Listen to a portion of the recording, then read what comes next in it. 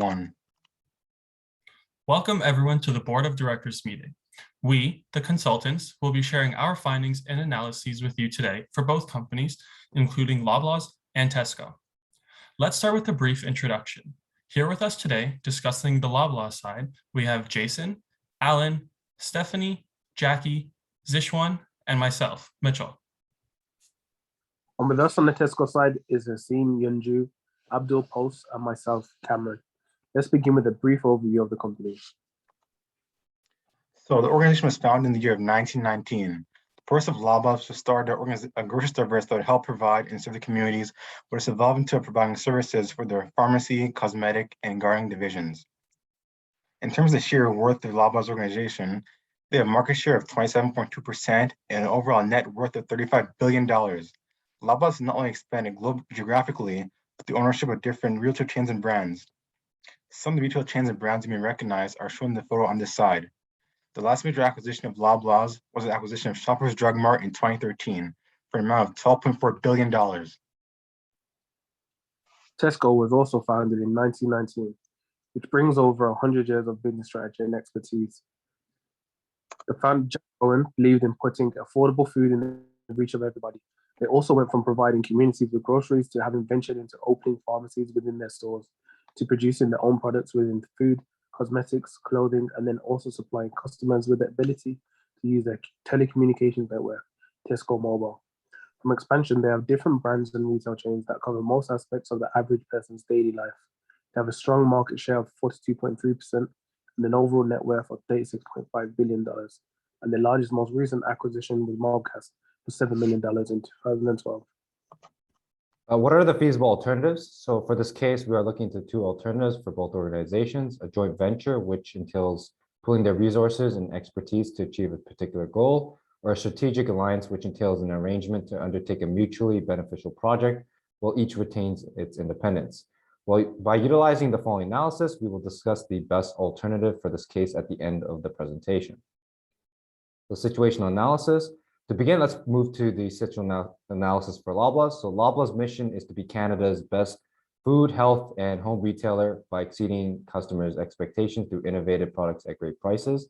Their vision is to make good food affordable, health, beauty, and wellness achievable, saving for the future possible, and essential style achievable. They value the following: care, improving the health and well-being for all Canadians, ownership, approaching every day with personal accountability and commitment, respect, acting with integrity, respect and openness every day, and excellence, leading together through innovation and superior performance. Loblaws' current strategies, referred to internally as the company's strategic compass, are all based on their purpose: live life well.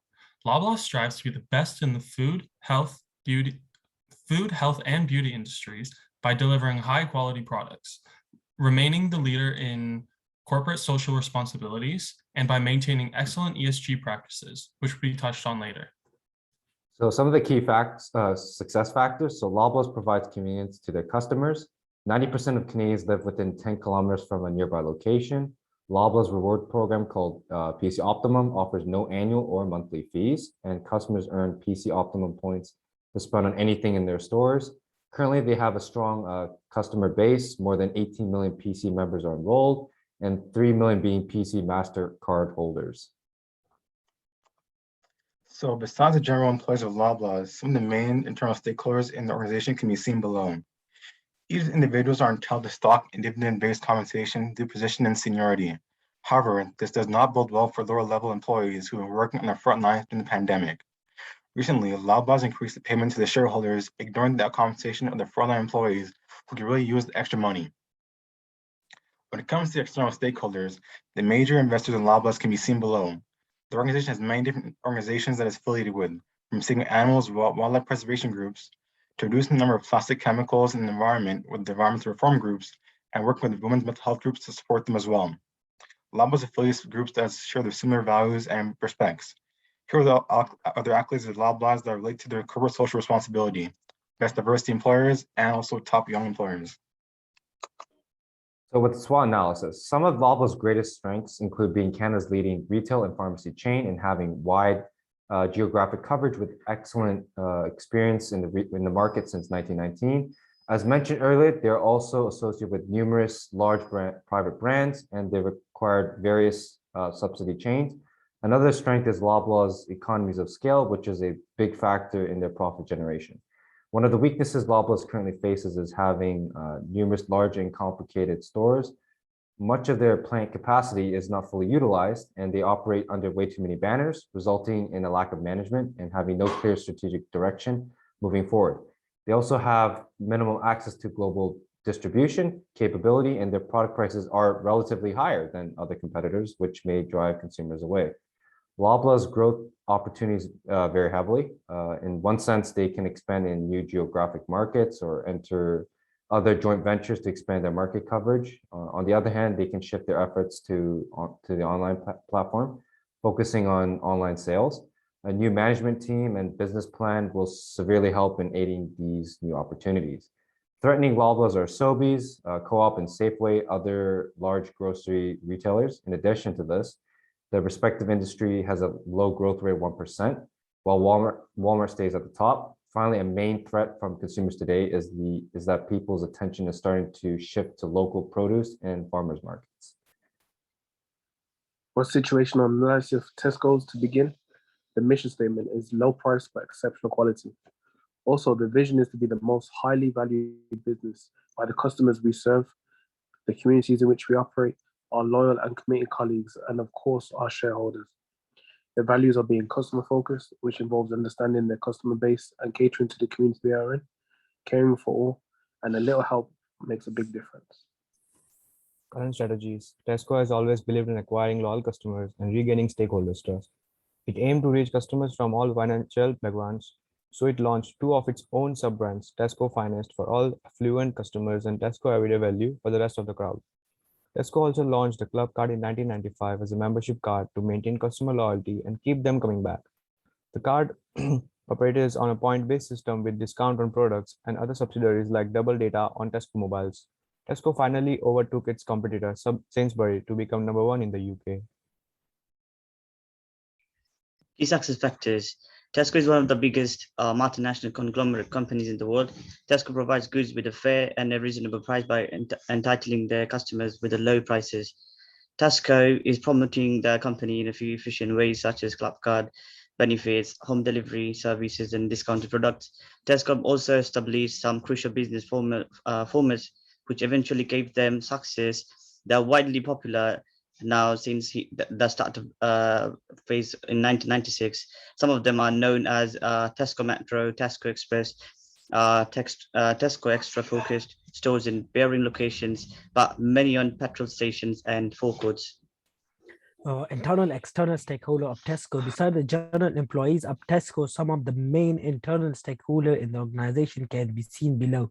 Tesco generally employees have hate to endure the lockdown in the UK, which caused Tesco to go on the recruitment drive.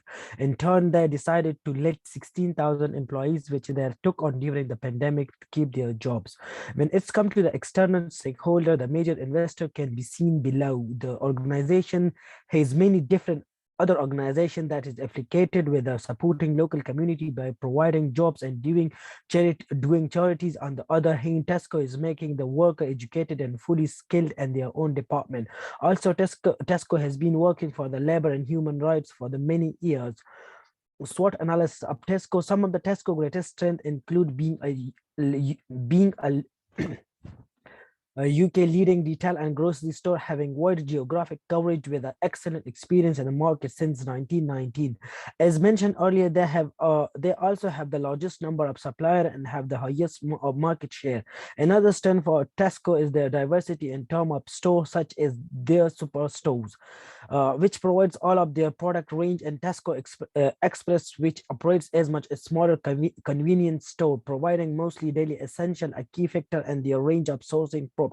The weakness of Tesco has the main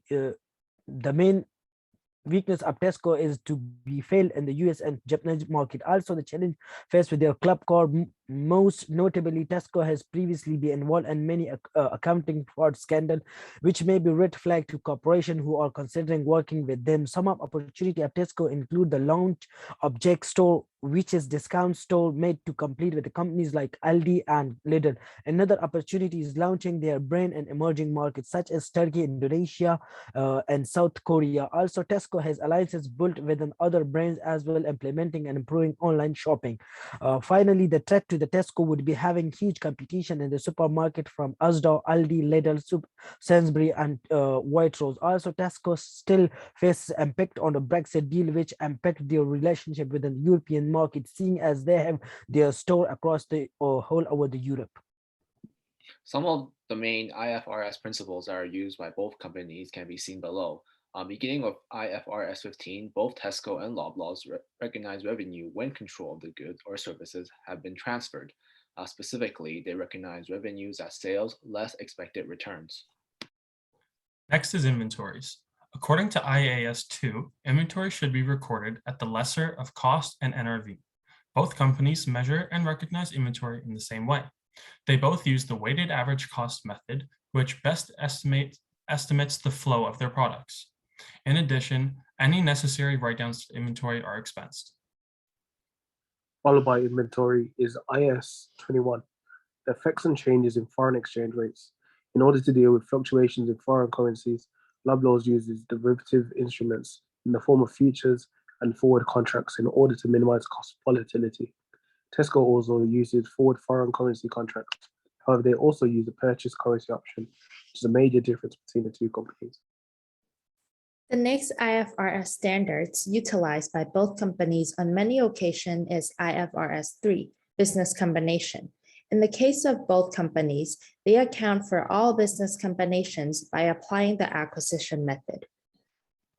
In addition, both companies report leases in accordance with IFRS 16. According to the annual reports, both companies are lessees and lessors. To quickly summarize, leases for both companies are measured at present value and amortized using the effective interest rate method. Additionally, right-of-use assets are measured at cost. In terms of being a lessor, leases are considered financial when the risks and rewards of ownership are transferred. Otherwise, it is an operating lease. And finally, our attention can be brought to the employees' benefit and IAS 19 between the two companies. There seems to be no difference in terms of reporting methods. The main difference between the two are the type of benefit of the companies give to the employees. Therefore, we can say that both companies account for a benefit in accordance with the IAS 19. The following is a 5-year consolidated statement of financial position. We want to give you board directors a few seconds to look at the picture. Followed by a statement of financial position is a 5-year consolidated statement of earnings and a graphical representation of the data. Continuing operations, as we feel that discontinued operations may have an obscured effect on the financials. As one can tell, Loblaws had a rather large decline in net earnings in 2018, which should be attributed to a large increase in selling and administrative expenses than a decline in sales. Following 2018, a steady increase in net earnings as they once had. Moving on to Tesco, we will give the board of directors another few moments to look at a 5-year consolidated statement of financial position. It is important to note that we use a yearly average exchange rate in order to better compare the financial standing between Loblaws and Tesco. Followed by the statement of financial position is a 5-year consolidated statement of earnings and a graphical depiction from continued operations. On the contrary to Loblaws, 2018 was a peak year for Tesco, and they had a steady decline in net earnings since. In order to take a more in-depth look at the financial standings of the two companies, we have calculated some of the most important financial ratios. We first take a look at return on assets, the best measure of profitability. A good rule of thumb is to keep an ROA of at least 5%. A quick comparison shows that Loblaws uses their assets more profitably than Tesco. Also, the current ratio measures the ability to pay off their debts using current assets. Generally, at least a ratio of 1 should be met, indicating they can fully pay off their debts using their current assets. In this case, Tesco is lacking. The next financial ratio, which is extremely important for retail companies, is inventory turnover. This measures how quickly the company sells its inventory. In this case, the higher the number, the better. The turnover ratios between the two are drastically different. This is most probably because Tesco takes pride in their low prices, while Loblaws has generally higher prices for their products and their competitors, meaning inventory will take longer to sell, but a larger profit will come out of it. These are the three most important financial ratios that needed to be broken down for both of the companies. Return on equity, debt to equity, and earnings per share, which can be seen in the charts, are all broad ratios and can be interpreted on a simple level. This is, they're in good standing. As a leader in the Canadian food and pharmacy retail industry, Loblaws is dedicated to bringing about positive environmental and social changes. The company aims to reduce the negative impact of its operation on the environment, as well as to improve its approach towards climate actions, waste reduction, product sustainability, and more. Some examples of Loblaws' environmental related programs are carbon footprint reduction, donation to more than 600 food banks, and lastly, reusable packaging program with Loop. Besides, Loblaws also undertakes social responsibilities and tackles worldwide problems. The company's action primarily relates to diversity, equity, and inclusion, employees' health and safety, and community engagement. For diversity part, Loblaws not only helps with autistic adults' employment professionally, but also respects people's fundamental rights, like gender and racial equality, and these really help its expansion for customer base and chains in its different expanded regions in the short run, and also maintain the brand reputation and loyal customers as well in the long run. Since we recommend the company for a strategic alliance, the company's openness to equity, diversity, and inclusion really benefits and supports our decision. As Canada's largest food retailer, Loblaw aims to ensure ethical and proper accounting matters to protect their stakeholders. Loblaws use various policies, procedures, and guidelines to ensure sound corporate governance. An example of this is in their Governance, Employee Development, Nominating, and Compensation Committee, which is responsible for identifying candidates and appointment of the board of directors. Another committee is Loblaw's Audit Committee, responsible for assisting the board on matters relating to the audit of Loblaws and the complaints received by Loblaws regarding accounting-related matters from whistleblowers. Let's get to know the ESG best practices of Tesco and start to appreciate their efforts in contributing to the betterment of this planet. Let's begin with the environment. As we all know, it is one of the vulnerable aspects of society affected by the lack of discipline and compassion of the people toward their surroundings. Company established environmental compensation plan to maintain a positive environmental footprint. Let's just start with Tesco's recycling plan that is among its commendable environmental preservation action. This action aims at decreasing and removing non-recyclable plastic. Moving on to the waters, Tesco works on a project of recognizing the illegal fishing boats that are endangering sea life by doing over and non-seasonal hunting. Next is social. For a business to thrive and survive, it has to place the bulk of its management strategy on its social agenda. Tesco is a master of recognizing cultural diversity, so it makes sure that it serves food accordingly in recognizing of the culture of our Muslim and Jewish brothers and sisters and many others.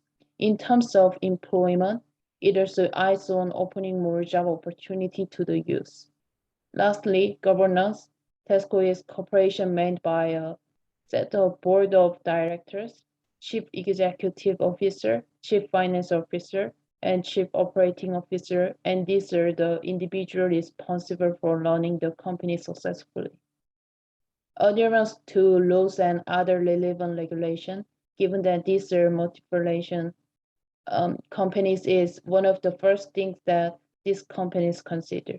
For example, Tesco adheres to European Union's laws that restrict companies from performing any anti-competitive activity. From this discussion, we can see how important these ESGs are, especially the impact that they leave on the community and the environment. These initiatives are beyond their normal course of business. These are established as corporate social responsibilities and their humble way of giving back to the public. Overall, the two companies share many similarities. They both began their stories in 1919, have high market share percentages, and also have gone down the same route in terms of expansion. They also share and follow the same accounting standards and have similar ESG practices, such as the sharing the idea of environmental responsibility in terms of reducing waste and plastics by implementing reusable bags and containers. However, Tesco's accounting scandals may allude to bad corporate governance if Loblaw was to consider merging. Loblaw's incentive may be that Tesco is financially a large company. We recommend that Loblaws and Tesco implement a strategic alliance arrangement.